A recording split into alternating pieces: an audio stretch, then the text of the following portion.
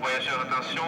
L'autorité à destination de Givet-Charleville, départ prévu 11h43, station de première voie.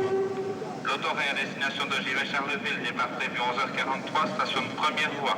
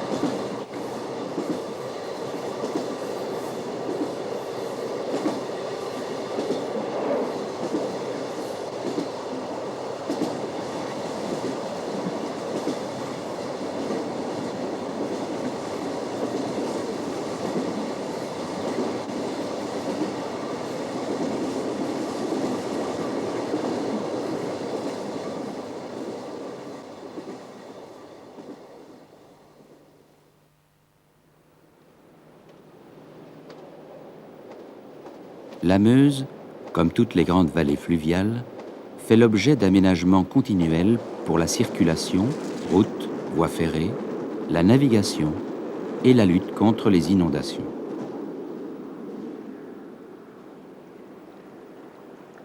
L'eau de la Meuse est utilisée pour les besoins industriels et domestiques, pour la dilution et la dispersion de polluants organiques et inorganiques. Ces diverses utilisations font souvent oublier que la fonction première de l'eau d'un fleuve est de donner la vie à une série d'organismes très diversifiés, plantes, invertébrés, poissons.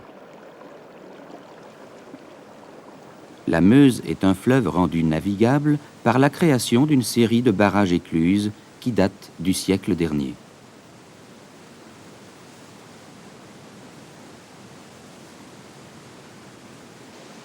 Tous les 3 ans, en septembre, on assiste au chômage technique de la Haute-Meuse.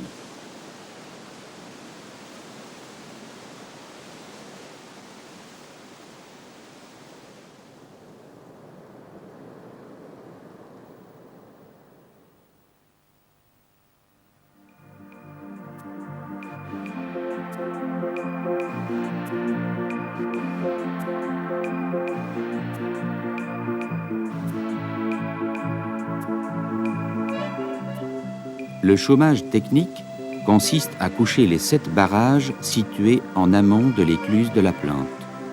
En l'espace d'une nuit, à heure régulière, les éclusiers abaisseront les ventelles.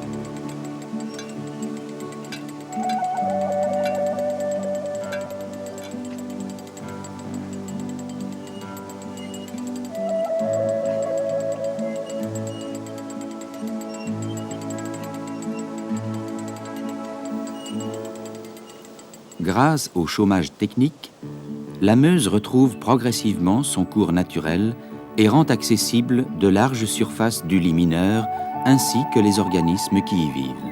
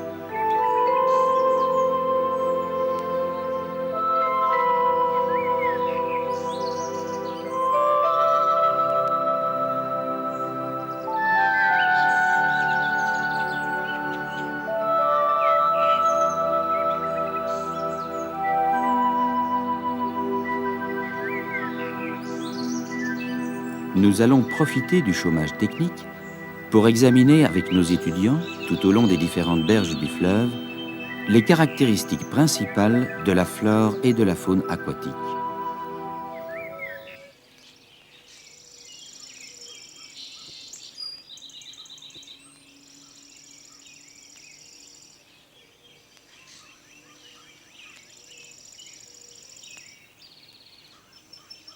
Les berges naturelles en pente douce ne subsistent plus qu'au milieu des biefs, entre deux barrages écluses.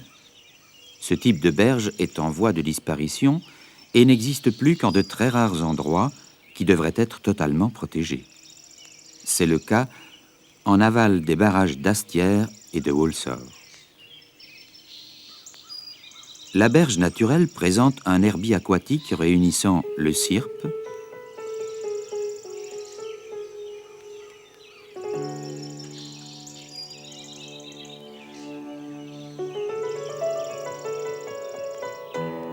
le rubanier,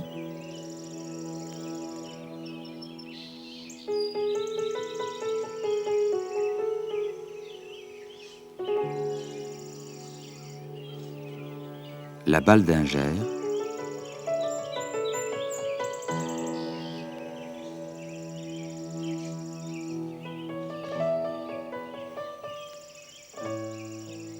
l'iris,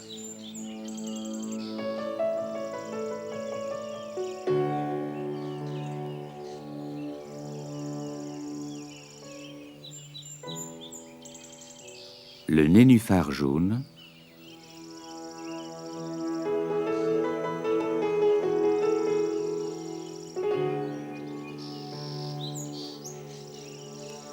le myriophile,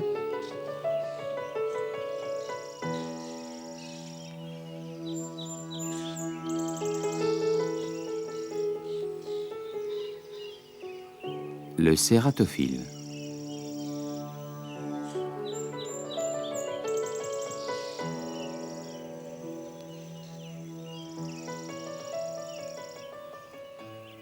L'herbier aquatique et la galerie arborée jouent un rôle considérable pour la stabilisation des berges et des fonds de la rivière. Nous allons observer que ces plantes abritent et nourrissent un grand nombre d'espèces d'invertébrés aquatiques et de poissons. Ainsi, au niveau des racines d'arbres, principalement des aulnes et des saules, on rencontre des crustacés, tels l'écrevisse américaine,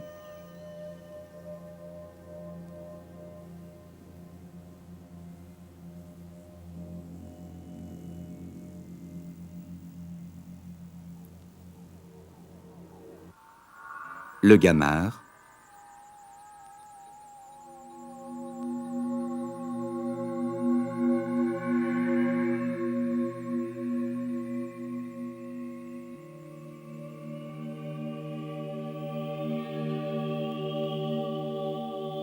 le corophium.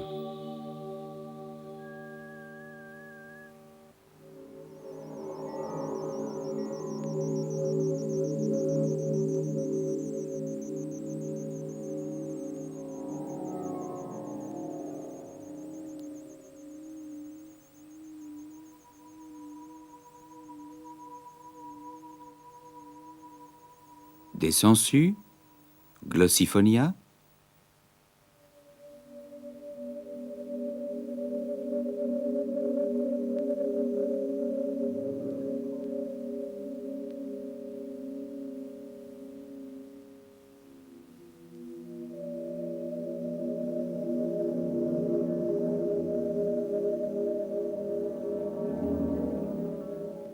Herpobdella.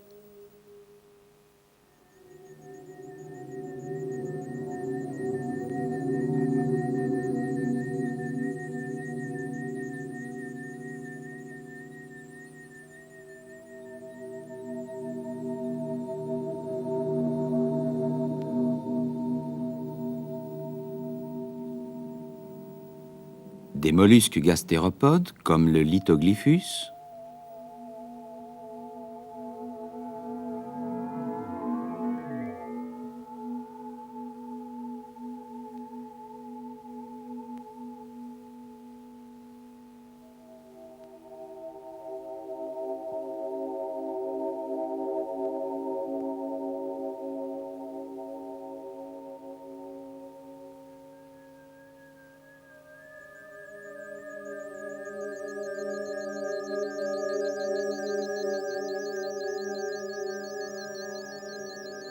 des larves d'insectes éphéméroptères, ici le Cénis,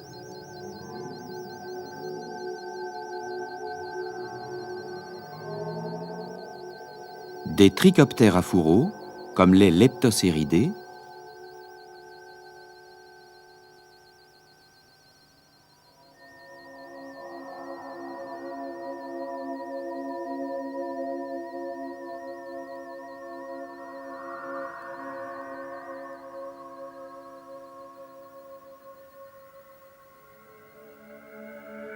des trichoptères sans fourreaux, comme les polycenthropodidés,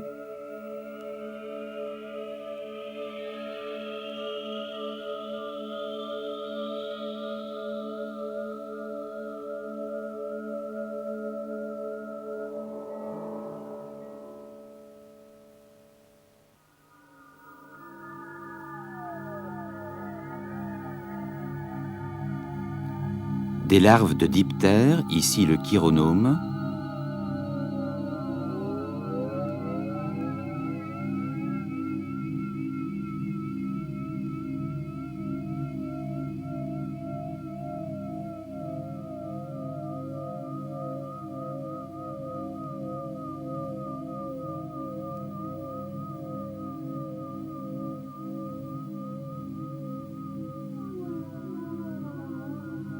l'insecte mégaloptère Cialis,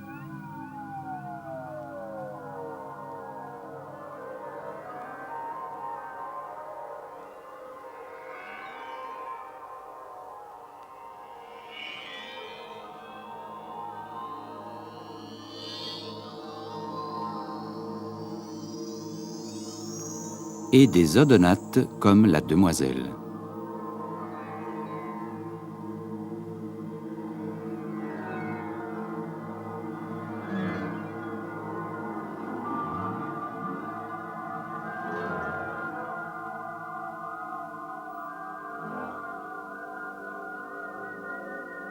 Nous voyons maintenant la demoiselle dans son milieu naturel.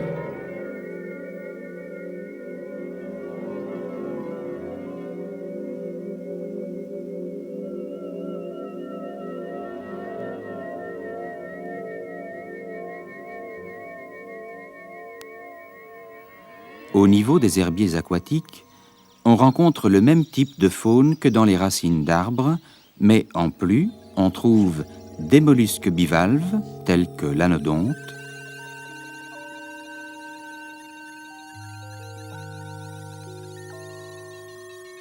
et des mollusques gastéropodes comme la limnée.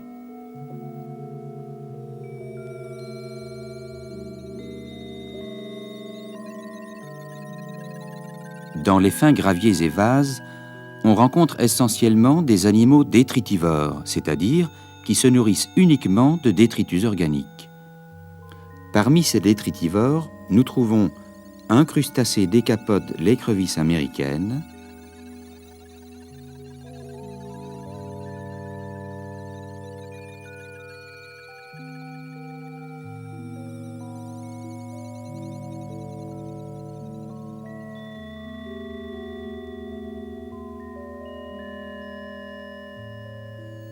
des mollusques bivalves comme l'anodonte,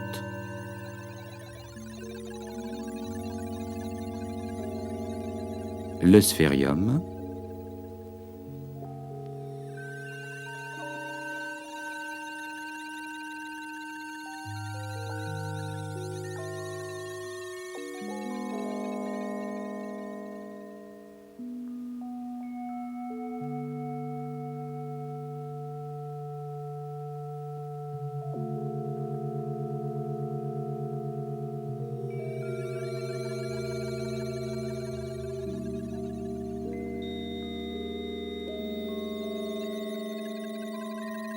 et des oligochètes comme les tubificidés.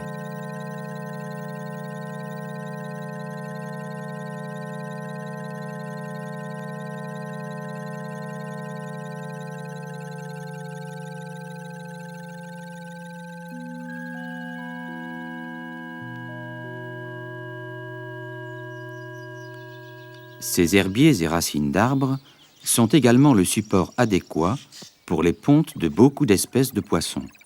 Le gardon,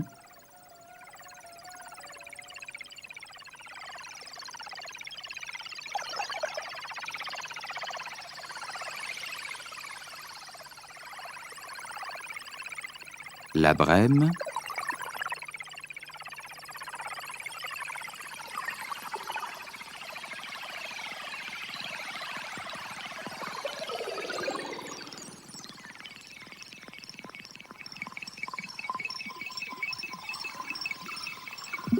le brochet.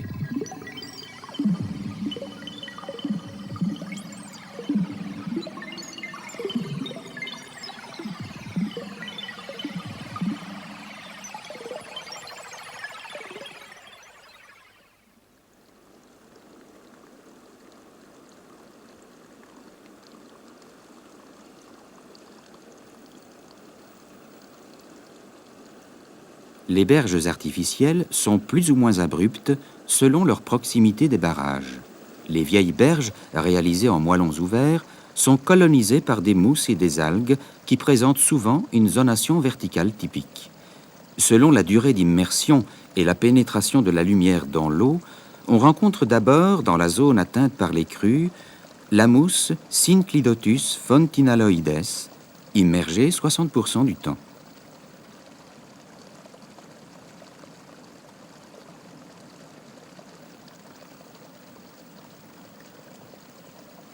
Puis Synclidotus nigricans, immergé à 90%.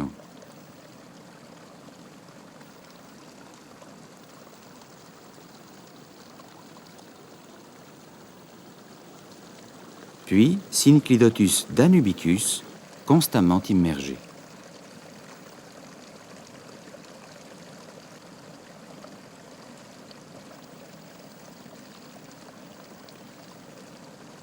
Les algues présentent également une zonation verticale.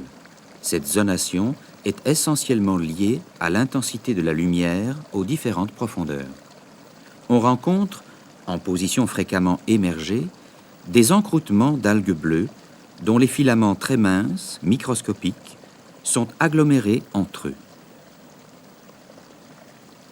Juste sous la surface, une algue rouge en filament simple.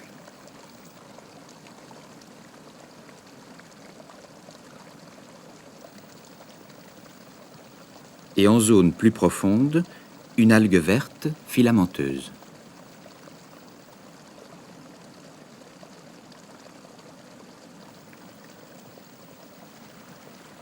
En milieu rapide, en aval immédiat des barrages, la colonisation algale est constituée en grande partie de ces cladophora.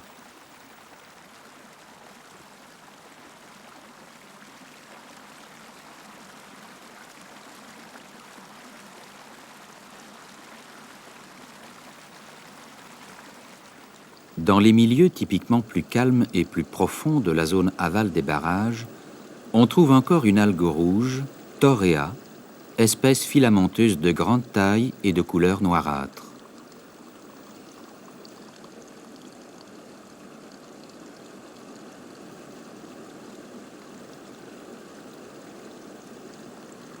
Dans certains cas, on peut remarquer le développement épiphytique de diatomées filamenteuses sur d'autres espèces végétales, ici Cladophora.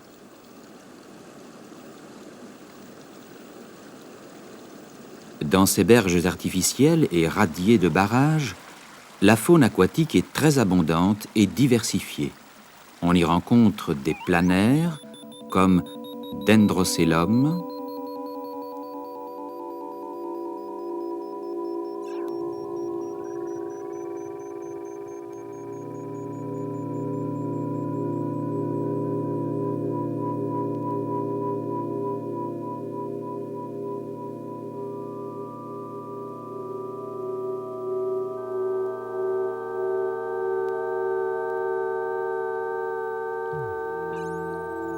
Dugésia.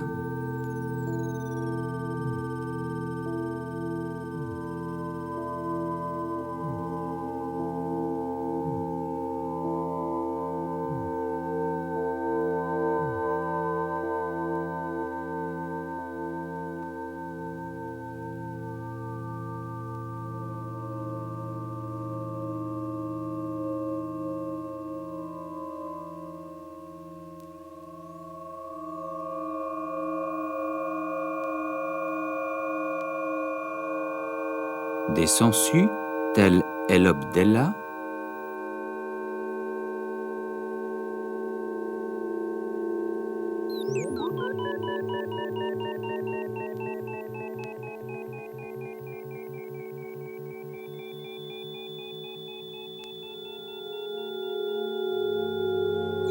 Herpobdella,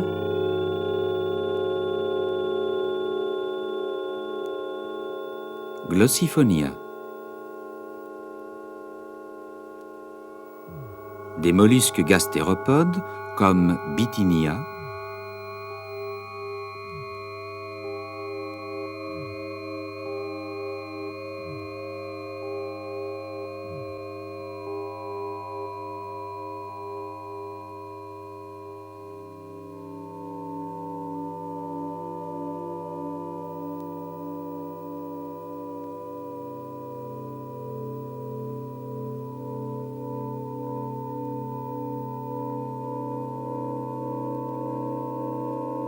Theodoxus.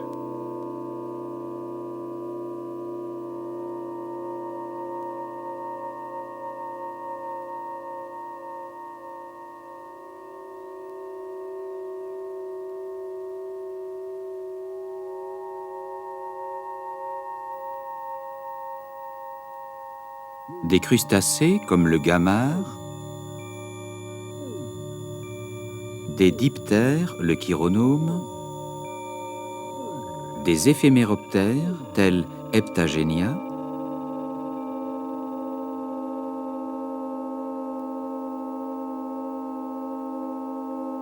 des hémiptères, la punaise d'eau,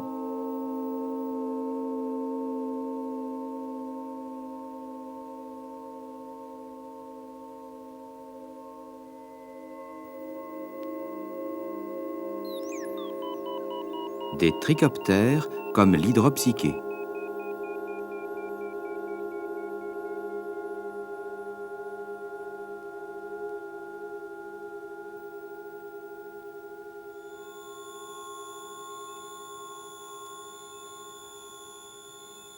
La plupart de ces organismes présentent des adaptations à ce type de milieu. Organes d'accrochage comme les griffes des trichoptères, aplatissement latéral des gamares,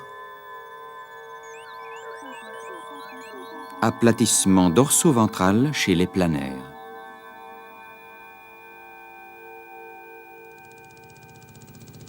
Pour réaliser un inventaire des poissons présents, on utilise une technique de capture, la pêche électrique. Par cette technique, on sort le poisson de l'eau sans l'abîmer.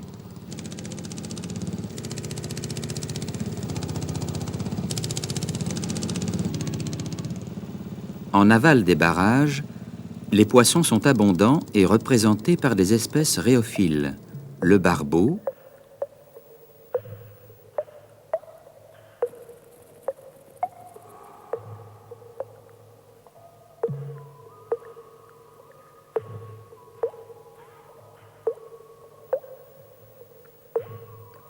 le chevesne,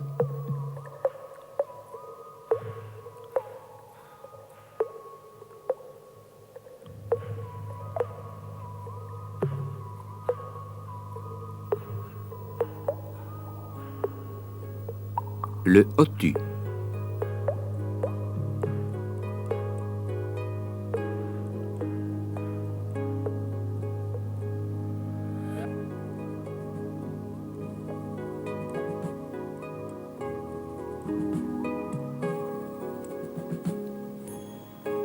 il faut enfin signaler que certaines berges artificielles sont de simples murs verticaux bétonnés qui présentent encore une zonation, mais beaucoup plus restreinte et moins diversifiée.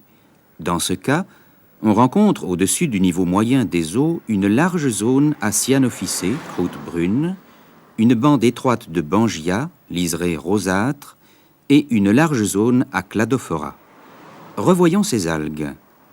Lyngbia, bangia,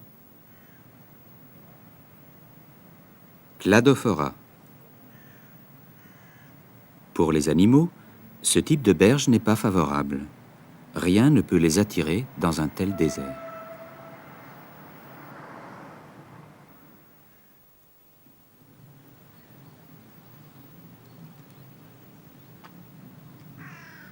Les vasières profondes, seulement découvertes lors des chômages techniques, sont très pauvres en espèces et seuls quelques détritivores y sont très abondants.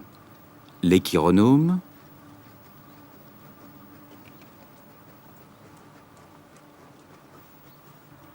les oligochètes,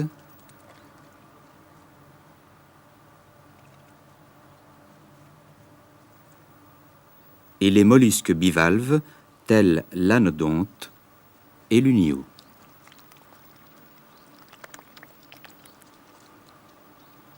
Ces mollusques laissent des traces extrêmement nettes sur la vase en se déplaçant pour tenter de regagner l'eau.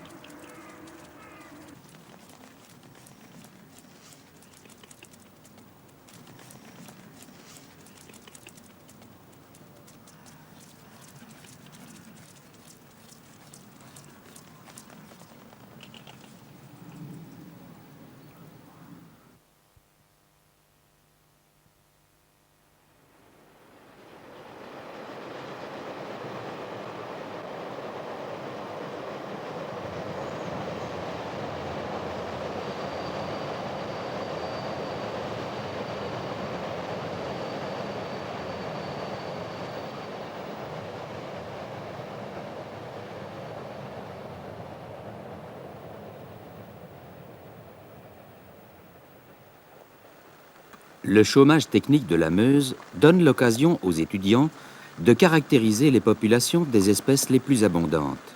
Pour l'échantillonnage, on lance un morceau de bois au hasard. Son point de chute détermine la position de quadrats d'1 mètre carré dans lesquels sont prélevés tous les organismes présents.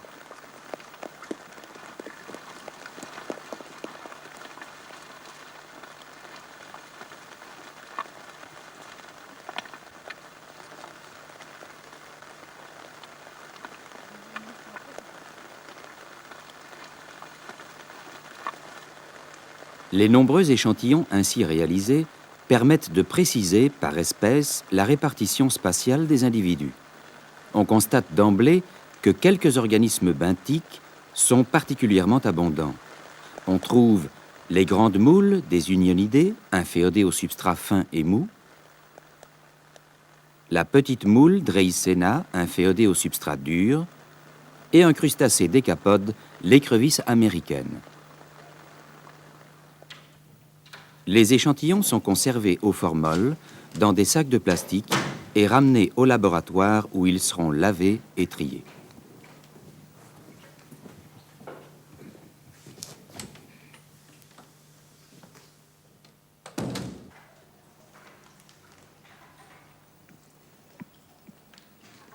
Chaque individu est déterminé, compté, mesuré et pesé.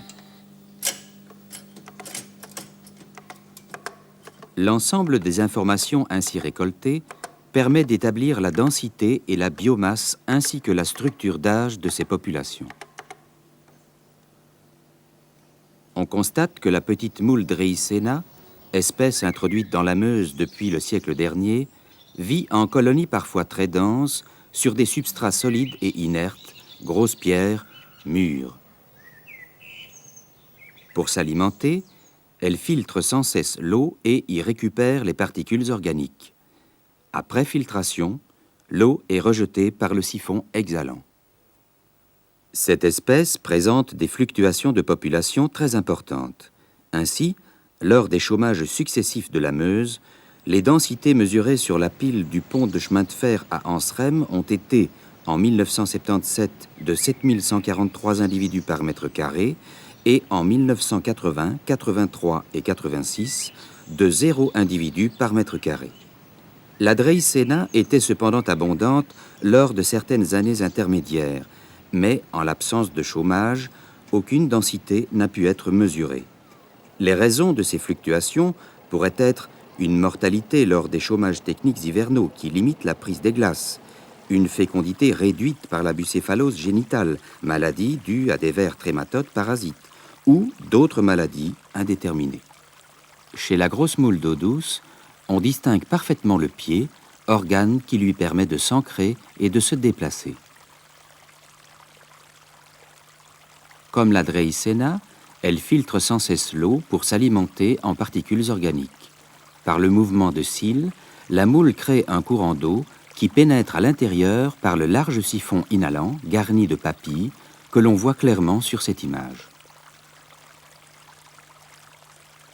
Les particules organiques sont alors filtrées au niveau des branchies. Légèrement au-dessus des rangées de papilles, on repère le siphon exhalant plus petit par lequel l'eau est chassée. Ces moules appartiennent à la famille des Unionidae. On distingue deux groupes différents, les anodontes, aux coquilles fines et légères et aux charnières lisses, et les unios, aux coquilles très épaisses et très lourdes et aux charnières denticulées.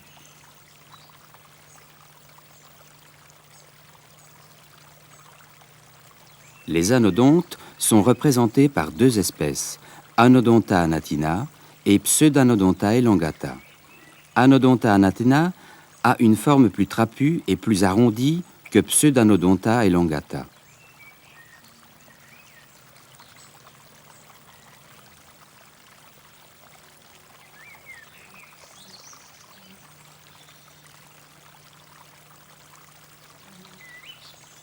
Les unios sont également représentés par deux espèces, Unio pictorum et Unio crassus, la première étant beaucoup plus allongée que la seconde.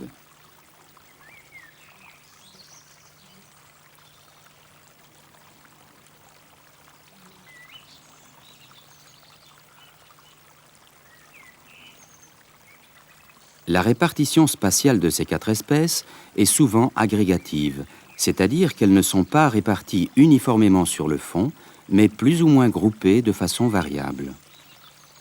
Leur densité et proportions relatives varient fort d'une espèce à l'autre, comme le montrent les résultats de 1977 dans le bras droit de l'île d'Astière.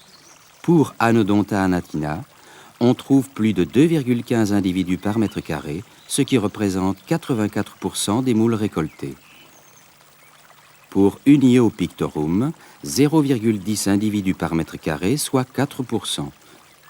Pour Unio crassus, 0,03 individus par mètre carré, soit 1%.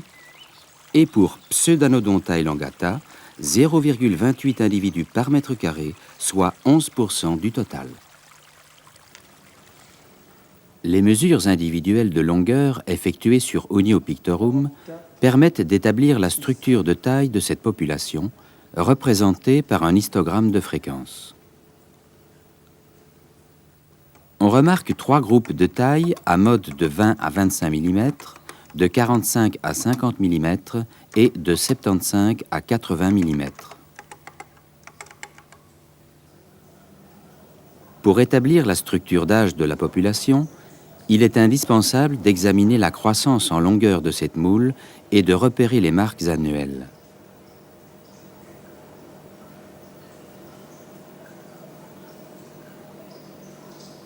On peut alors constater que l'Unio pictorum peut vivre jusqu'à l'âge de 13 ans en atteignant une taille de 12 mm à 1 an, de 25 mm à 2 ans, de 73 mm à 13 ans. Comme le montre la figure, la croissance d'Unio pictorum est rapide les premières années, mais ralentit progressivement par la suite. Les écrevisses sont très abondantes dans la Meuse. Il s'agit de l'espèce américaine Orconectes limosus, introduite au siècle dernier en Europe dans le but de repeupler les eaux dévastées par la peste des écrevisses. L'espèce américaine a proliféré dans la Meuse alors que les populations de notre espèce indigène, Astacus astacus, ont été décimées puis éliminées de ce milieu. Les raisons probables du succès de l'écrevisse américaine sont une grande compétitivité, une meilleure résistance aux maladies et une meilleure tolérance aux pollutions.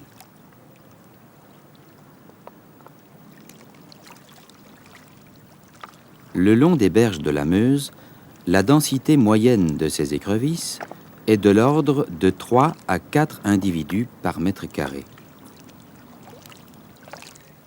Les mesures de longueur des individus permettent d'établir la structure de taille de la population récoltée à Dinan.